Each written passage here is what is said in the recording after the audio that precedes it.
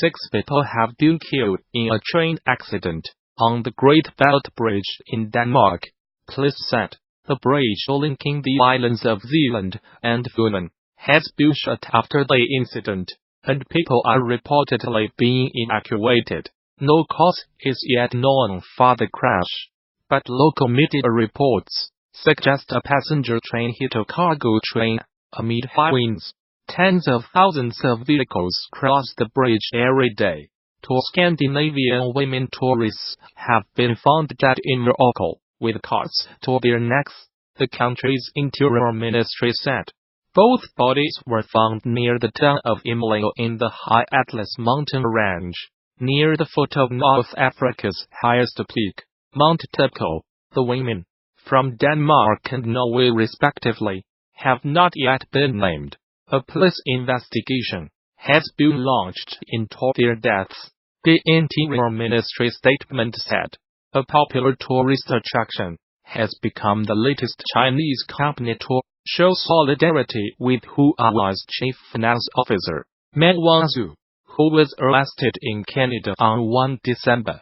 Shannon Mountain Scenic Park, in eastern Hainan province said it would waive the $9.65 ticket fee for anyone carrying a Huawei phone. Ms. Man, who was given bail in Canada, faces extradition to the United States on charges of breaking Iran sanctions.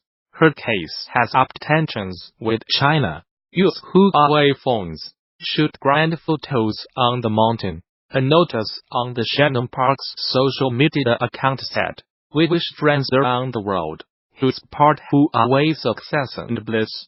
The offer would last until 29 December, the South China Morning Post reported, but it was met with some criticism among China's social media users, who claimed it was discriminatory. Huawei phone owners are being offered other enticements too. They can get a 20% discount at a bar in Beijing. Seen in Beijing, bring a Huawei phone and get 20% off. Similar to this story we covered yesterday. https://QUXL19YPQLPIC. Twitter.com Sokolov. End of Twitter post by @LuOceanG. At least one firm has threatened to penalize anyone buying Apple products. A few days ago, Manpad Shenzhen-based LED and display manufacturer offered subsidies to any employees buying Huawei phones. It also pledged to fine anyone who bought an Apple iPhone. United States prosecutors alleged Ms. Man, 46, used a Huawei subsidiary called Skycom to evade sanctions on Iran between 2009 and 2014.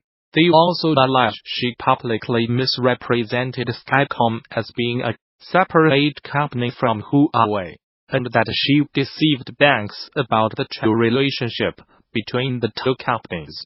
Ms. Man, who is the daughter of Huawei's founder, has denied any wrongdoing and said she will contest the allegations. Life of Huawei's high-flying errors. The United States has been investigating the Chinese telecoms giant, the world's second-largest smartphone maker, since 2016, believing that it used Skycom to bring United States manufacturing equipment and millions of dollars in transactions to Iran in violation of sanctions. Ms. Man's detention comes amid an increasingly acrimonious trade dispute between Washington and Beijing. China is angry at her detention, saying she has not violated any laws. Beijing has threatened severe consequences unless Canada releases the executive. Since her arrest, 2 Canadians, a former diplomat and a businessman, have been detained in China on suspicion of harming national security. United States President Donald Trump said last week that he might intervene in the United States Justice Department's case against Ms. Man if it would serve national security interests. I'll help achieve a trade deal with China if I think it's good for what will be certainly the largest trade deal ever made, which is a very important thing. What's good for national security? I would certainly intervene if I thought it was necessary, he told Reuters news agency. Canada reacted by urging Mr. Trump not to politicize the situation. Our extradition partners should not seek to politicize the extradition process or use it for ends other than the pursuit of justice. Foreign Minister Chrystia Freeland said, 2 Scandinavian women tourists have been found dead in Morocco, with cords to their necks, the country's interior ministry said. Both bodies were found near the town of Imleo in the High Atlas mountain range, near the foot of North Africa's highest peak, Mount Tepco. The women, from Denmark and Norway respectively, have not yet been named. A police investigation has been launched into their deaths, the Interior Ministry statement said. 2 Scandinavian women tourists have been found dead in Morocco, with cords to their necks, the country's Interior Ministry said. Both bodies were found near the town of Imleo in the High Atlas mountain range, near the foot of North Africa's highest peak, Mount Tepco. The women, from Denmark and Norway respectively, have not yet been named. A police investigation has been launched into their deaths, the Interior Ministry statement said. A poacher has been ordered to watch the Disney film Bambi repeatedly after he was convicted of illegally killing hundreds of deer.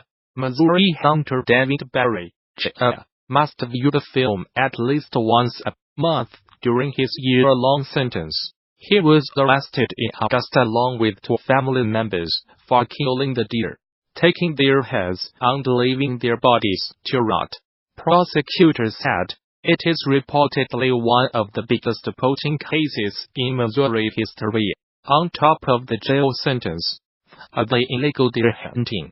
Judge Robert George ordered Barry Jr. to view the Walt Disney movie Bambi, with the first viewing being on or before December 23, 2018, and at least one such viewing each month thereafter. During his spell in prison, the 1942 cartoon about woodland creatures shows a hunt to kill the mother of eponymous deer character Bambi. The months-long investigation, spanning several states, led to the arrest of Barry Jr., his father David Barry, Sr., and his brother Kyle Barry, according to a local newspaper, the Springfield News Leader. While the total number of deer taken illegally is unknown, Lawrence County's conservation agent Tandy Barnes said it could be several hundred.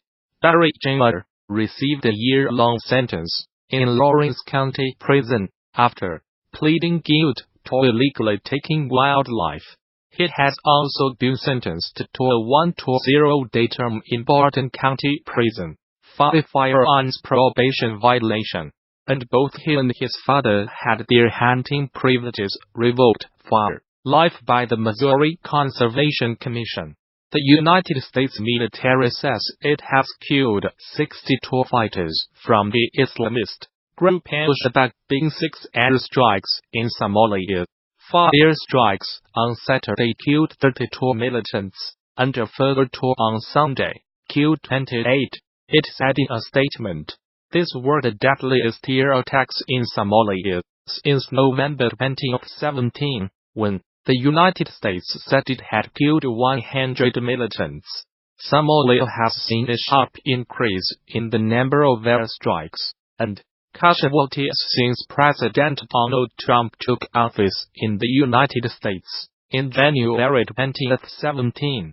A tally by the Bureau of Investigative Journalism reveals that at least 400 people have been killed in airstrikes since the beginning of 2017, far more than the previous 10 years combined. The latest strikes bring to at least 40 the number carried out in Somalia so far this year, compared with 35 recorded in 2017. The United States has a huge military base in neighboring Djibouti, from where it launches attacks on the militants. Mr. Trump gave the United States military greater authority in March 2017 to attack militants in Somalia. Traditionally, United States presidents have been wary of intervening in Somalia, since ATN Special Forces soldiers died fighting militias in the capital Mogadishu in 1993, a battle dramatized in the film Black Hawk Down.